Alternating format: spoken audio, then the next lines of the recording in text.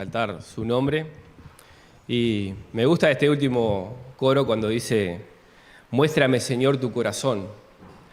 Y es muy precioso que nosotros podamos buscarle a Dios. Y lo encontramos en su palabra.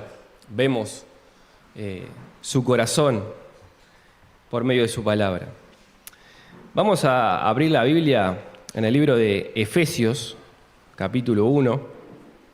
Tal como se estuvo diciendo el domingo pasado, que nos dijo Nacho, nos adelantó.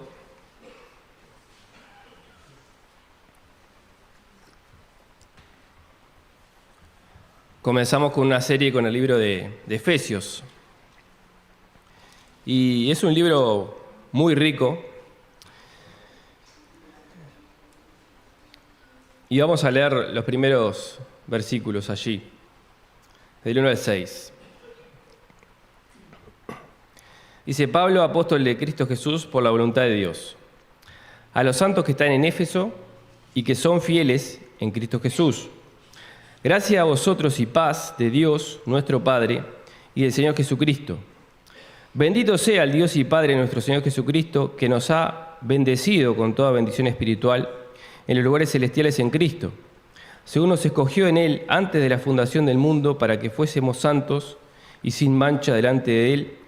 En amor nos predestinó para adopción como hijos, para sí, mediante Jesucristo, conforme al beneplácito de su voluntad, para alabanza de la gloria de su gracia, que gratuitamente ha impartido sobre nosotros en el amado.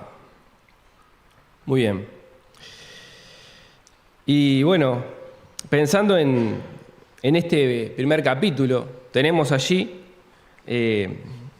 una doxología que va desde el versículo 13 hasta el 14, que es una frase muy amplia, muy compleja, que habla del Padre, del Hijo y del Espíritu Santo, de la Trinidad. Hoy vamos a estar viendo, Dios mediante, la parte que toca al Padre. Pero comencemos por los primeros versículos. El escritor de esta carta es el apóstol Pablo, él mismo lo dice, y se dirige a los santos y fieles que están en Éfeso. Éfeso, ustedes saben, en el libro de los Hechos aparece esa iglesia donde el apóstol Pablo estuvo varias veces en sus viajes misioneros, y donde podemos decir que tuvo el apogeo de su ministerio. Él estando allí en Éfeso, por 2 años estuvo, predicaba el Evangelio, la gente iba, se convertía, y ahí es donde dice que toda la provincia de Asia conoció del Evangelio. El Evangelio corrió y lo utilizó poderosamente el apóstol Pablo estando allí, como para que llegara, obviamente que esto es un tema de extensión. El apóstol Pablo le predicaba a hermanos que se convertían y que a su vez predicaban, y así sucesivamente, pero dice que esa idolatría que tenía en la iglesia de Éfeso, que ustedes saben, los romanos, todos los dioses falsos que tenían, Júpiter y todo eso, todo ese Partenón, esos dioses romanos, en un momento todos esos libros de hechicería y de dioses falsos los quemaron. El libro de los Hechos nos relata eso. Prendieron fuego e inclusive alguien contó y era una fortuna lo que se quemó allí. Es decir, que el Evangelio y la predicación de la palabra de Dios a través del apóstol Pablo y de todo el equipo había logrado ese impacto tan profundo en la sociedad de idólatra y pagana de aquel entonces. Entonces, por eso creo que es justo decir para mí que en esta ciudad, como que el apóstol Pablo tuvo o vio esas maravillas de Dios, ¿no? Y bueno, y él dice: apóstol de Cristo Jesús, dice, por la voluntad de Dios. Y si uno ve la vida del apóstol Pablo, Saulo de Tarso, sin duda que no lo hubiera elegido a él, porque Saulo de Tarso ¿quién era? Era el perseguidor, el asolador de la iglesia. Era aquel que era el enemigo público número 1 de Cristo y de los hermanos. los perseguía, los hacía blasfemar, entraba en las iglesias, entraba por la fuerza, entraba con violencia, se los llevaba a las cárceles, los hacía blasfemar el nombre de Cristo. Él era era el puntal de la persecución en contra de la iglesia y en contra de... Entonces, ¿quién de nosotros hubiera elegido a esa persona como un apóstol, como alguien que iba a, justamente, todo lo contrario, a defender la fe, a proclamar la fe, a proclamar a Cristo y a enseñar e impartir para todos la explicación del Evangelio como vemos en sus cartas, como ya vimos Romanos? Sin duda que nadie hubiera elegido, pero sí lo eligió Dios. Sí, Jesús mismo se plantó ahí en el camino a Damasco, donde él iba para hacer de las suyas, allí en otra ciudad, y quebrantó su corazón y lo hizo su apóstol, su enviado. Apóstol significa eso, significa enviado, pero también la palabra apóstol tiene ese contexto de que los apóstoles verdaderos, aquellos que habían visto al Señor, tenían esa delegación de autoridad y ese poder especial para iniciar la iglesia y para hacer las bases fundantes en cuanto a lo que era su enseñanza y la palabra que tenemos escrita, de lo que es la fe y de la iglesia que tenemos. Y bueno, esto también nos dice que se excluye los llamados apóstoles al día de hoy, porque dice, no, se me apareció Dios y me designó como apóstol. No, eso ya está. El fundamento de los apóstoles y profetas ya lo tenemos escrito. Y es seguro. No tenemos los apóstoles, con la iglesia sí, pero en el legado que nos han dejado y en la enseñanza que nos han dado. Pero no hay apóstoles como tales al día de hoy. Sí hay enviados para predicar, pero no con ese poder que tenía el apóstol Pablo y los demás, ¿verdad? Y bueno, pensando para nosotros, no somos apóstoles, pero somos quizás siervos, somos obreros. Dios nos ha dado algo, nos ha dado un don, un ministerio. El que sea, hermano, aunque sea orar, aunque pasar las canciones, barrer la iglesia, predicar de su palabra, visitar hermanos, el que sea que Dios te esté usando, es por la voluntad de Dios que lo hacemos. Por la voluntad de Dios que iniciamos a hacerlo, nuestro ministerio, nuestro servicio para Dios, y por la voluntad de Dios que persistimos, perseveramos, seguimos adelante. Es por la voluntad de Dios, es porque Él quiere, porque Él está detrás. No porque yo me sienta animado o me deje de sentir animado, no porque vea que las cosas van sobre ruedas, como que las velas del velero se inflan y me ayuda a navegar y a seguir adelante. No, no es por eso, es por la voluntad de Dios, es porque Dios lo quiere. Así el ejemplo de Pablo. ¿Cuántas veces sintió la tormenta con el viento en contra Pablo? Lo apedrearon, lo metieron preso, le dieron latigazos, diferentes tipos de látigo. Palos había y el látigo romano era otro, y él experimentó de los dos, o sea, le dieron todas las dosis posibles, y por la causa de Cristo, él siguió adelante. Por la voluntad de Dios, siguió adelante, y así también tenemos que seguir nosotros adelante. Dice, a los santos y fieles en Cristo Jesús que están en Éfeso. Y uno leyendo esto así dice, bueno, la iglesia de Éfeso casi que eran ángeles. El que dirigía era un arcángel, el que predicaba era, Miguel, y parecía que eran todos santos confirmados en santidad. Pero no era así, No tenemos mucho detalle de los creyentes en Éfeso, pero por ejemplo, si vamos al libro de Corintios, donde sí tenemos mucho detalle de lo que pasaba en la iglesia de Corinto, y vamos a ver 1 Corintios 1, dice, Pablo, llamado a ser apóstol de Jesucristo por la voluntad de Dios, y el hermano Sóstenes, a la iglesia de Dios que está en Corinto, a los santificados en Cristo Jesús, llamados a ser santos, con todos los que en cualquier lugar invocan el nombre de nuestro Señor Jesucristo. Y después, claro, da el detalle de las cosas que pasaban en Corinto. Y sin embargo, no dejaban de ser lo que dice el versículo 2, santificados en Cristo Jesús. Es decir, Dios nos ha santificado a nosotros, y eso es una parte. La obra de Dios es completa y perfecta.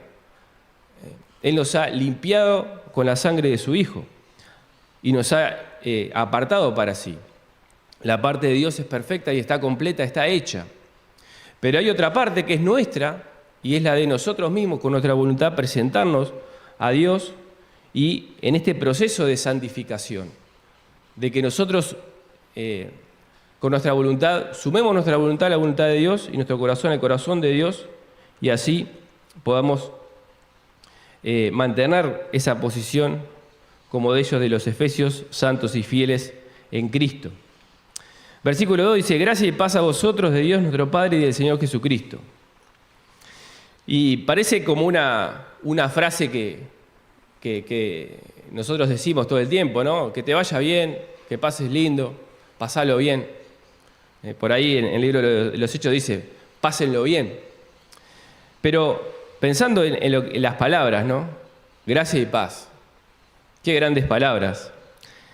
Es la bendición, la mejor bendición que podemos compartir, la que el apóstol Pablo comparte con los efesios y hoy con nosotros.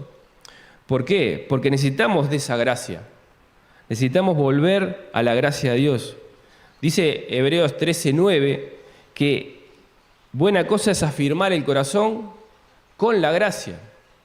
No con viandas, no con cosas que uno puede hacer, no con ritualismo, no con cosas de este mundo, sino con la gracia de Dios. La gracia, ese charis de Dios.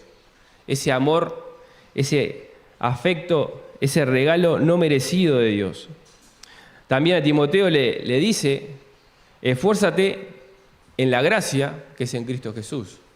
En la gracia tiene que estar presente en nosotros, en nuestro ministerio, en nuestra vida, en lo que hacemos.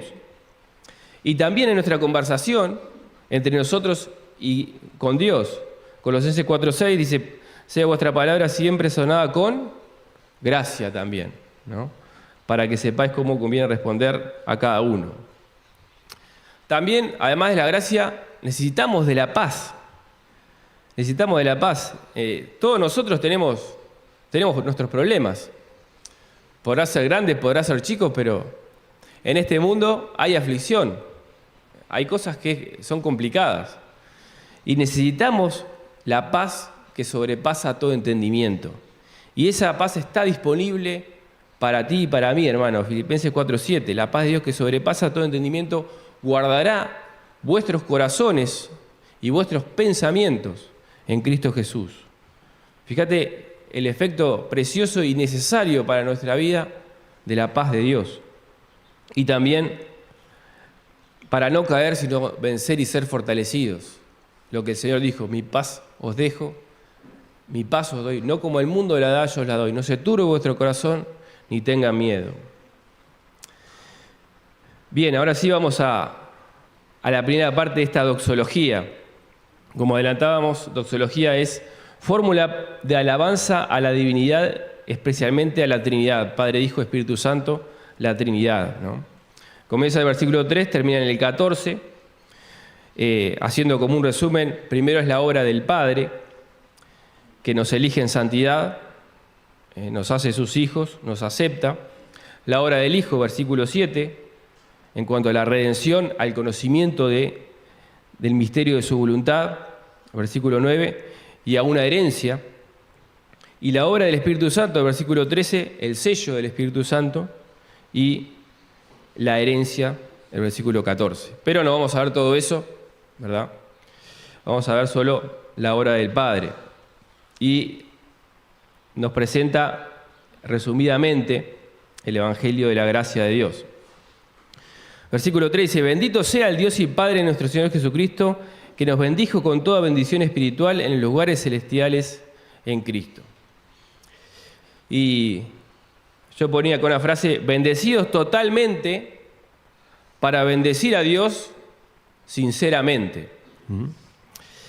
Y el Padre de nuestro Señor Jesucristo es también nuestro Padre. Primera reflexión. esa relación preciosa que vemos que Jesús tenía con su Padre. Y con su Padre era hacer la voluntad del Padre, para él era la comida, ¿se acuerdan?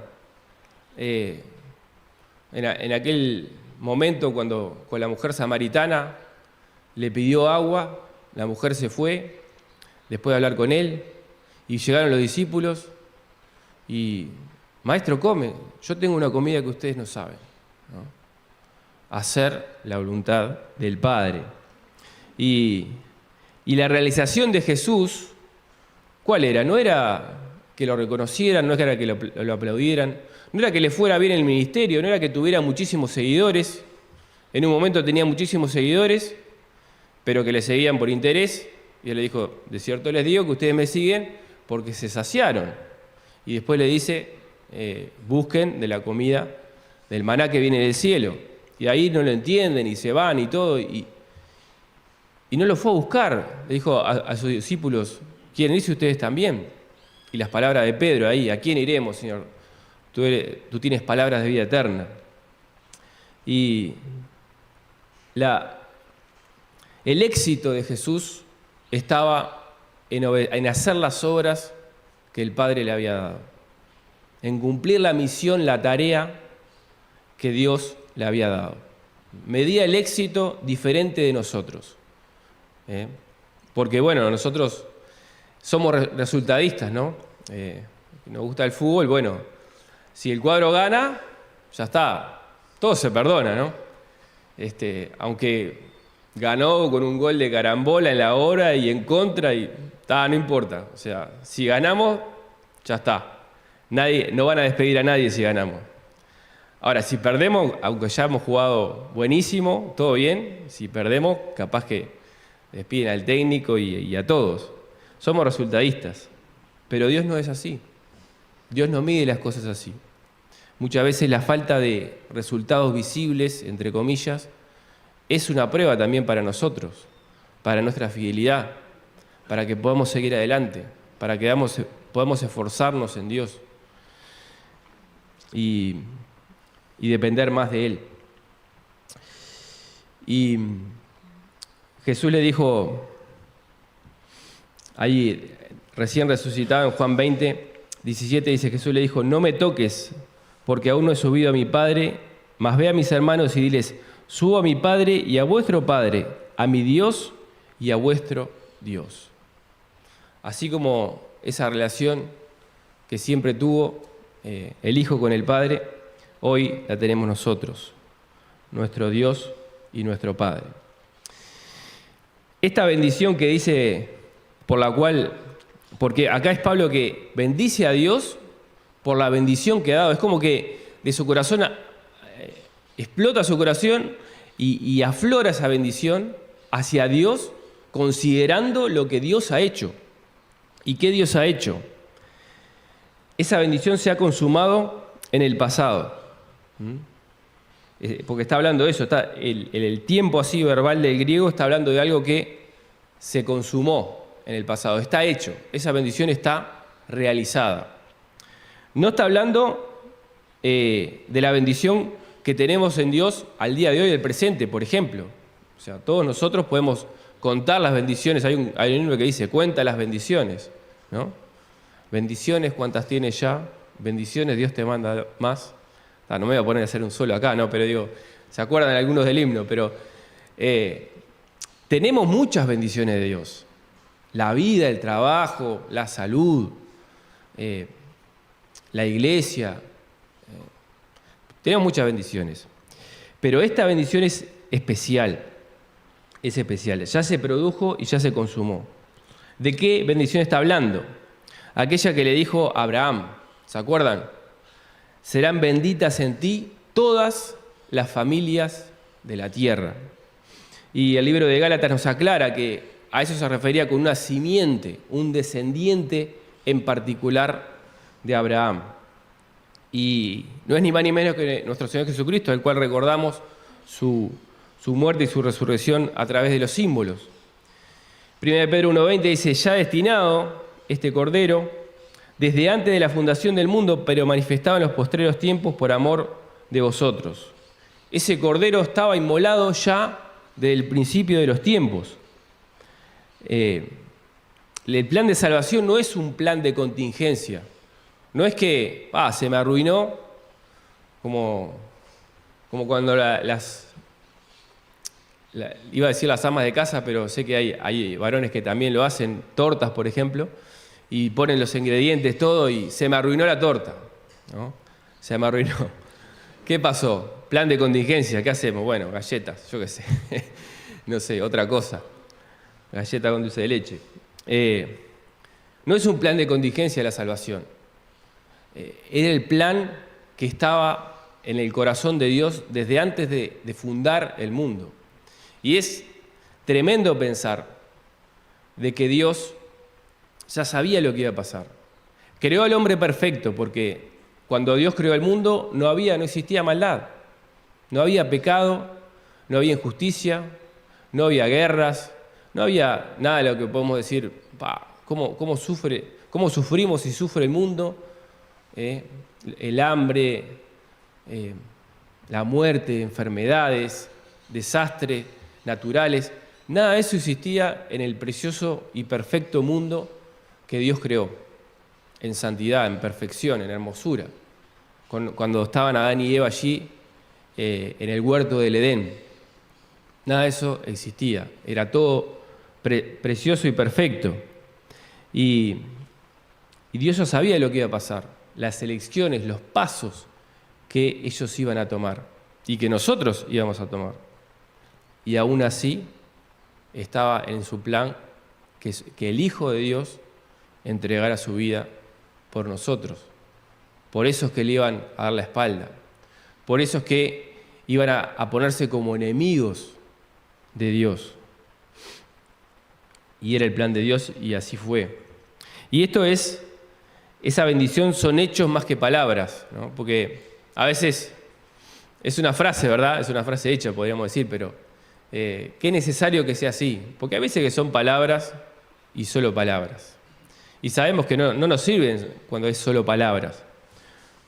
Por ejemplo, ahí Santiago que dice, bueno, si alguien ve que alguien entra con necesidad y le dice, bueno, ven paz, que te vaya bien, que encuentres lo que necesites, que puedas calentarte, anda bien, que te vaya bien. Y no le da lo que necesita. ¿De qué sirve eso?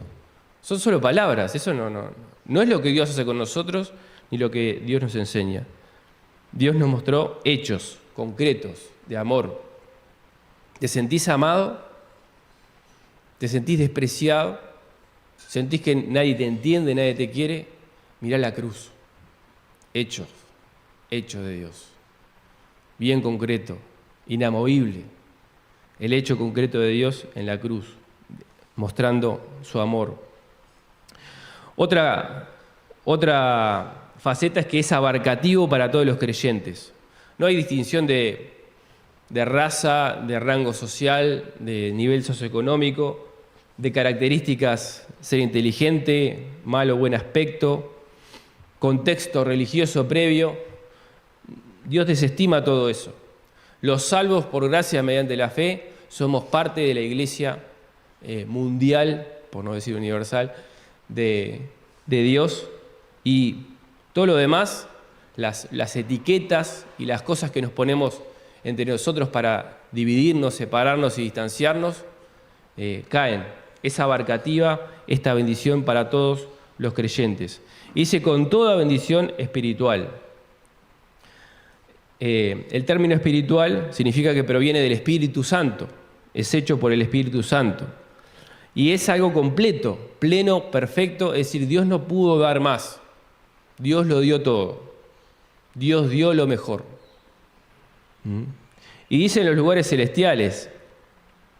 ¿Por qué dice en los lugares celestiales? Bueno, pensándolo así sencillamente, lo que está diciendo es que viene del cielo, viene de Dios, viene de arriba, viene de los lugares celestiales. Esa frase en los lugares celestiales, por ejemplo, se repite. Filipenses 3:20 dice, mas nuestra ciudadanía está en los cielos, de donde también esperamos al Salvador, al Señor Jesucristo. Y bueno, esa frase de lugares celestiales también está en Efesios 1:20, cuando dice sentándole a la diestra en los lugares celestiales, también en 2:6, sentar en los lugares celestiales a Cristo Jesús, con Cristo Jesús, en el 3:10, cuando habla de los principados y potestades en los lugares celestiales, y en el 6:12 dice que tenemos una lucha contra huestes espirituales de maldad en las regiones celestes. Y Colosenses 1:20 dice, por medio de él reconciliar consigo todas las cosas, las que están en la tierra como las que están en los cielos, haciendo la paz mediante la sangre de su cruz. Nosotros no teníamos acceso a los lugares celestiales. Nosotros somos terrenales. Estábamos bien abajito acá en la tierra. Como dice Salomón, Dios está en el cielo, vos estás acá abajo, sean pocas tus palabras. O sea, meditá en a quién le estás hablando, a quién te estás dirigiendo. Dios está en el cielo y vos estás acá en la tierra. Y somos terrenales, no podíamos llegar a Dios. De la misma manera que saltando o escalando no podemos llegar al cielo, por más que uno dice, hay aviones, todo, pero al cielo de Dios no se puede llegar. ¿Por qué? Por el pecado. El pecado es esa barrera infranqueable que el humano no podía vencer. Una vez que pecamos en Adán y Eva, allí en el huerto de Edén, al quebrantar el único mandamiento que Dios les puso, ya está. No había nada que se pudiera hacer de este lado. De este lado, debajo del sol, no había nada para hacer. Y entonces Dios lo hizo. Dios lo hizo todo, quebrantando esa barrera en el cuerpo de Cristo, en ese sacrificio perfecto. Y es un inmenso y gran amor y provisión de Dios. Es Cristo mismo.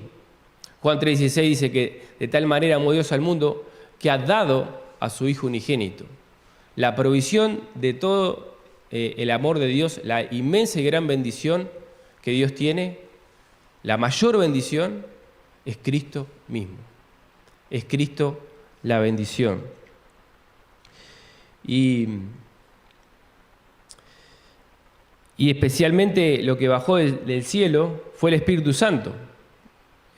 ¿Se acuerdan cuando dice en Juan 16:7? Pero yo os digo la verdad, os conviene que yo me vaya, porque si no me fuere, el Consolador no vendría a vosotros, mas si me fuere, os lo enviaré. Es decir, le decía a los discípulos, les conviene que yo me vaya, que yo vaya al cielo. ¿Por qué? Porque subiendo lo alto llevó cautiva la cautividad y dio dones a los hombres. El mejor y más grande don, el Espíritu Santo. Ahora, ¿qué tipo de bendición de Dios valoramos más nosotros? Hermano mío, ¿somos de los que más nos importa salud, dinero y amor, trabajo? Tener eso, si tenemos eso, ya estamos. O sea, venimos a Dios por la bendición. ¿Qué valoramos más? ¿La bendición o el bendecidor? O el que bendice. Porque Dios quiere esa relación con nosotros. No solamente ser el que te da la bendición. Dios quiere ser tu Dios. Que tengas ese trato de padre a hijo con Dios. Que tú le busques a Él. No tanto por lo que Él te da, sino por lo que Él es. Y para eso me gusta reflexionar en la frase que le dijo Jesús a los fariseos, ¿no? ¿Se acuerdan? Hace poco veíamos Marcos 2, del 5 al 11, aquel momento, aquella situación donde le traen ahí a Jesús a un paralítico, y lo descuelgan ahí delante, rompiendo el techo, lo descuelgan ahí, se lo pone el paralítico, estaba lleno de gente, atestado de gente, no podían llevarle al paralítico, bueno, lo bajan por el techo. Al ver Jesús la fe de ellos, ¿qué dice? Le dice a él, al paralítico, tus pecados te son perdonados. Los fariseos que sabían eso, lo que significaba, ¿quién es este que perdona pecados? ¿Cómo puede decir eso? Está blasfemando. Y Jesús les pregunta, ¿no? El versículo 9. ¿Qué es más fácil, decir al paralítico, tus pecados te son perdonados, o decirle, levántate, toma tu lecho y anda? ¿Y qué es más fácil, no? Tenemos gente, al día de hoy, que dice tus pecados te son perdonados. Alguien va, se encierra en un cuartito, del otro lado hay otro que le escucha lo que hizo, le manda a rezar tal cosa, tal otra, ¿y qué le dice? Tus pecados te son perdonados. O sea, por decirlo así, decirlo es fácil. El tema es que sea realidad, que se haga. Porque una cosa es decirlo y otra cosa es que sea realidad. No es porque alguien lo diga. Para perdonar los pecados se necesita un sacrificio. Si no, no hay remisión de pecado. Esa frase que se dice, bueno, rezá y... No, es una frase vacía. No se perdona así los pecados. Sin derramamiento de sangre no hay remisión de pecado. Y entonces, pues para que sepáis que el Hijo del Hombre tiene potestad en la tierra para perdonar los pecados, dijo el paralítico, a ti te digo, levántate, toma tu lecho y vete a tu casa. Entonces, creo que en esta historia se muestra lo que tiene más valor. Y lo que tiene más valor es lo que Dios ha dado. Nos dio su Hijo. Le damos el valor al don que Dios ha dado, al don de su Hijo. Lo entregó por nosotros. Bueno, que podamos meditar en ello para poderlo sentir de verdad, para que sea realmente valioso, para que sea realmente el deseado en nuestros corazones. Versículo 4 dice, según nos escogió en Él antes de la fundación del mundo para que fuésemos santos y sin mancha delante de Él en amor. Dice que somos escogidos, y escogidos por la voluntad de Dios, escogidos de entre el mundo. Ustedes saben que la iglesia significa sacado de, por decirlo así. En el mundo hay muchísimas personas, millones, miles de millones de personas, y cuando alguien se arrepiente de sus pecados y cree en Jesucristo como único y suficiente Salvador, recibiéndole, ¿qué sucede allí? Dice que toma esa persona del mundo, ¿sí? Y sacado de, pasa a ser de la iglesia, sacado de. Ahora, eso no implica que uno no tenga contacto con el mundo, uno tiene que tener el contacto con el mundo como Jesús nos enseñó a tener, que le llamaban amigo de publicano y pecador, pero no porque hacía las mismas cosas, sino porque estaba junto con ellos y los amaba y les mostraba gracia y les mostraba el camino de salvación. Y somos escogidos por su voluntad de entre el mundo. Y nos escogió en Cristo.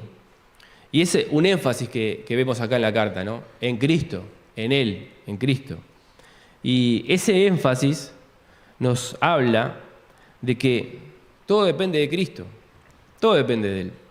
Sin Cristo no tenemos nada, con Cristo tenemos todo. Nos escogió desde antes de que el mundo existiera. Es tremendo esto, ¿no?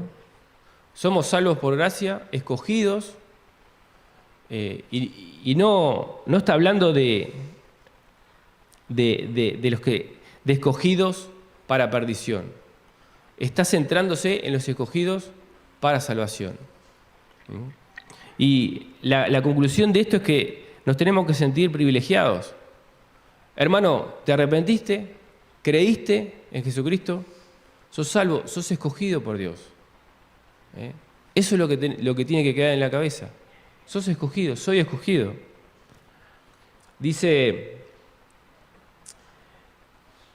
allí en 2 Timoteo 1:9, quien nos salvó y llamó con llamamiento santo, no conforme a nuestras obras, sino según el propósito suyo y la gracia que nos fue dada en Cristo Jesús antes de los tiempos de los siglos. Esa gracia vino desde la eternidad. Y vino por un propósito. Es decir, nos dio tanto, pero Dios quiere algo. Dios quiere algo que hagamos con esto, que reaccionemos de una manera. ¿Y cuál es esa manera? Para que seamos santos. Para que seamos santos. Así como le dijo el pueblo de Israel, pueblo santo eres a Jehová tu Dios, Y en Pedro dice, sed santos, porque yo soy santo, y le está hablando a los creyentes, santos y sin mancha. Santos y sin mancha. Como también Tesalonicenses 3:13 dice, para que afirmados vuestros corazones, irreprensibles en santidad delante de Dios, nuestro Padre, en la venida de nuestro Señor Jesucristo con todos sus santos. Entonces, el claro propósito de Dios, lo que Dios busca, es que nosotros tomemos esa determinación y actitud en nuestro corazón de ser santos, de estar separados para Dios. No significa esos santos que están, como uno ve en las iglesias, ¿no? Esas estatuas ahí, con esas caras medias raras o esas pinturas ahí. Porque yo, por ejemplo, cuando veía eso, digo, yo no quiero ser así. No sé vos. Pero eso no es un santo. Eso no es un santo. Los santos son aquellos que en el corazón entienden la obra y el amor que Dios tuvo por vos y que le responden en gratitud. Responden en amor también. Ese amor que baja de Dios genera amor en tu corazón, porque dice que el amor fue derramado en nuestros corazones por el Espíritu Santo que nos fue dado. Y en amor también accionamos buscándole una vida que le agrada, una vida que está apartada para Él. Y santos delante de Dios, dice. O sea, y ese es nuestro enfoque, buscar que Él sea el que diga, sí, está bien, estás apartado para mí. No significa que vayas a ser el más popular o que en el trabajo te vayan a aplaudir. Ah, mirá qué bien, qué respetable este santo, ¿no? Probablemente no sea así, ¿no? Pero delante de Dios, que tu fuerza y fortaleza, que tu enfoque, que tu visión sea saber, bueno, Dios me está dirigiendo y Él está contento con mi decisión de ser apartado para Él. Y Colosenses 1:22, por ejemplo, dice, por medio de la muerte para presentarnos santos y sin mancha delante de Él. Y todo esto es gracias a su amor. Esta frase que dice, ¿vieron por ahí? En el versículo 4 al final dice, en amor, la versión de las Américas, en amor nos predestinó. Bueno, esa frase en amor puede ir bien con el versículo 4 o con el versículo 5. Porque en amor nos escogió, perfectamente es coherente y se puede entender así. Y en amor también nos predestinó para ser adoptados. También, que es lo siguiente, ¿no? En amor nos predestinó para ser adoptados hijos suyos. Y lo que es la adopción, hermano, la adopción es tremendo considerar el concepto romano de adopción. Ustedes saben que para adoptar un hijo en el Imperio Romano era incluso más complicado que ahora por lo que implicaba. Porque ahora, bueno, se adopta un hijo, sí, pero siempre es adoptado, ¿no? Y bueno, me enteré que al final era adoptado y está tremendo, un trauma, todo, o sea, pero en aquel entonces no era así. Tenía toda una serie de requisitos legales y el hijo adoptado se consideraba lo mismo que un hijo natural. Tenía los mismos derechos que el hijo natural. La adopción para los romanos era un cambio de padre. Así era la adopción. Se cambiaba el padre. El anterior padre, bueno, no sé qué habría pasado con él, pero ahora, si era adoptado, bueno, este es mi hijo, con todo derecho. Y así somos nosotros, hijos adoptados con pleno derecho. Dice, coherederos con Cristo. ¿Cuál era el hijo legítimo? Jesús, el Hijo de Dios, el unigénito del Padre. Y nosotros somos coherederos con Él, coherederos con Cristo. Tremendo, hermano. Y nos predestinó para adoptarnos como hijos. Entonces, ¿te has percatado de lo que Dios ha hecho por ti? ¿Lo sientes así? Porque uno dice, tal, sí, lo tengo en la mente, está bien, lo acepto. ¿Pero lo tenés en el corazón?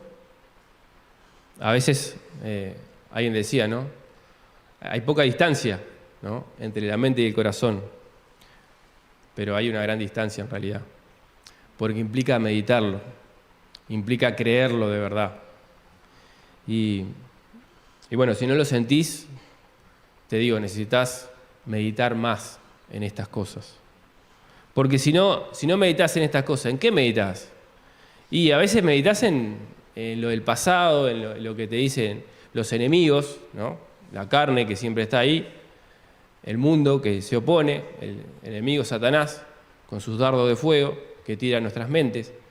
¿Y qué meditas en eso? Y sí, a veces meditamos en eso, lamentablemente. Y eso produce fruto para muerte. Y nos mantiene ahí inactivos y quietos. Y dice que todo esto es para la alabanza de la gloria de su gracia. Esto se repite 3 veces en el capítulo 1, esta frase, para la alabanza de la gloria de su gracia. No busques merecer su amor. No lo podés merecer. No te puede amar Dios más. No te puede amar Dios menos. Dios lo hizo porque Él quería. Te amó así, porque Él es bueno. Él es bueno, Él quiere hacerlo y te amó así. Y la acción correcta, la acción que deberíamos tomar, es corresponder con gratitud a ese amor.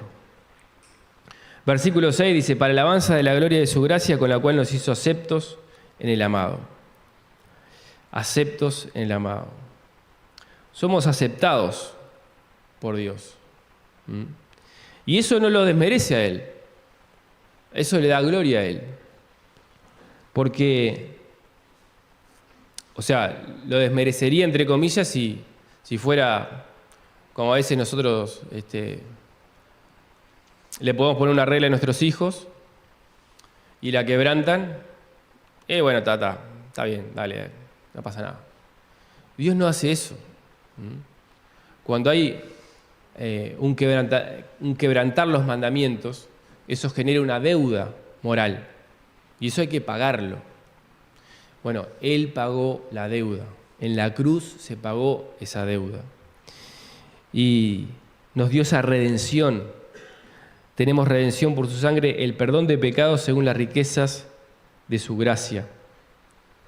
Y cuando dice nos hizo aceptos con ese cariz, con esa gracia, es algo así como decir que por su gracia nos aceptó. Nos hizo el objeto de su gracia, nos abrazó con sus brazos de gracia. ¿Sí? Y es precioso eso, hermano. Romanos, que ya estuvimos considerando hace unos meses, dice, siendo justificados, 3:24, gratuitamente por su gracia mediante la redención que es en Cristo Jesús. Y en el 5:15 de Romanos, pero el don no fue como la transgresión, porque si por la transgresión de aquel uno murieron los muchos, abundaron mucho más por los muchos la gracia y el don de Dios por la gracia de un hombre, Jesucristo. Y esto sucede solamente por Cristo.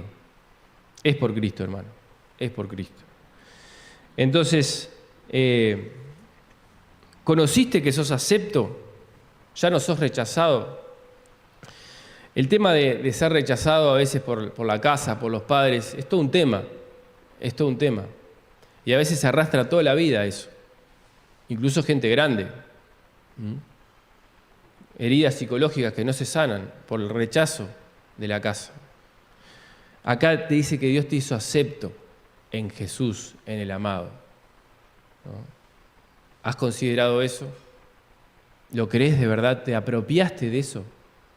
Bueno, si no te apropias de eso, hermano, estás dejando pasar una inmensa bendición.